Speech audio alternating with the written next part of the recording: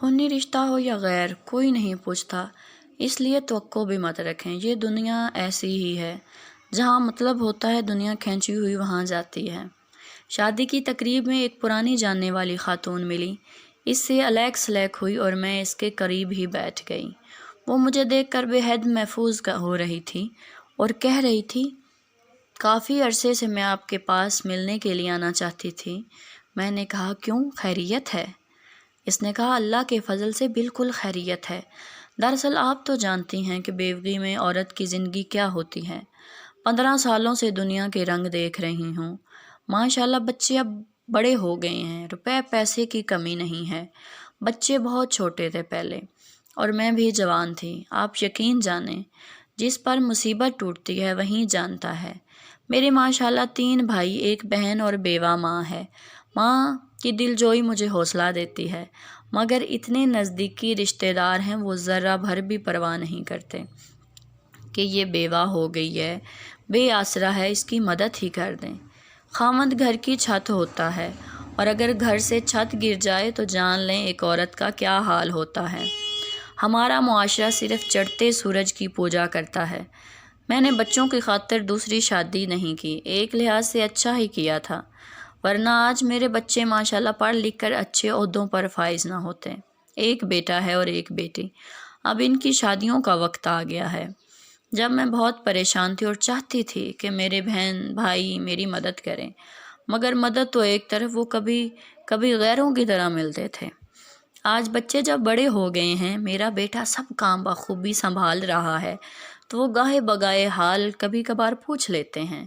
آپ کے پاس گھر ہو اور آسائشیں بھی ہوں تو میں کہوں گی کہ وہ آسائشیں آپ کے دکھوں کو کم نہیں کر سکتی۔ دکھ انسان کو خود ہی جھیلنے پڑتے ہیں۔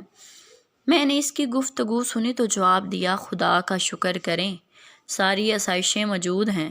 اگر آپ کے پاس زندگی گزارنے کا کوئی ذریعہ نہ ہو تو اندازہ کر سکتی ہیں کہ کتنی مشکلات کا سامنا کرنا پڑتا ہے۔ ابھی تو سب کچھ موجود ہے آپ کے پاس، اور آپ کے چھوٹے موٹے کام بہن بھائی نہیں کرتے۔ اگر آپ کے پاس روزی کا ذریعہ نہ ہوتا تو میں بڑے وثوق سے کہتی ہوں کہ اس دور میں کوئی بھی آپ کی مدد نہ کرتا۔ کسی نے آپ کی مالی مدد نہیں کرنی تھی۔ ابھی تو ان کو معلوم ہے کہ آپ کو کسی قسم کی ضرورت نہیں ہے، اور وہ دعا سلام اچھے طریقے سے کر لیتے ہیں، ورنہ آپ کی زندگی اجیرن ہو جانی تھی۔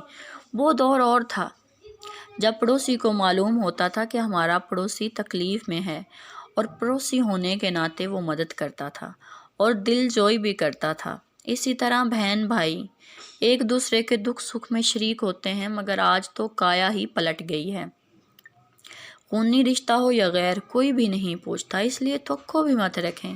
یہ دنیا ایسی ہی ہے، جہاں مطلب ہوتا ہے دنیا کھینچی ہوئی وہاں جاتی ہے۔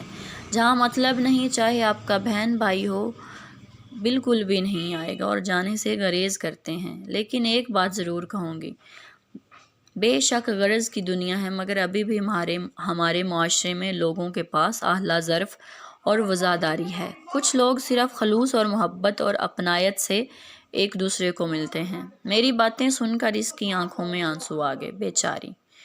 میں نہیں چاہتی تھی کہ وہ خوشی کے موقع پر روئے۔ اس کی دل جوئی کی اور اپنی باتوں کا موضوع بدل دیا۔ مجھے رہ رہ کر غصہ آ رہا تھا ایسے لوگوں پر۔ بے شک افراتفری کا دور ہے، مگر ایک انسان مشکل میں ہے، اس کی راتیں تکلیف میں گزرتی ہیں، تو اس کی حاجت روائی کرنی چاہیے۔ یہ زندگی چند روز ہے، کوشش کرنی چاہیے جتنا ہو سکے لوگوں کے دکھوں میں ان کی مدد کرنی چاہیے اور ان کی تکلیفیں دور کرنی چاہیے۔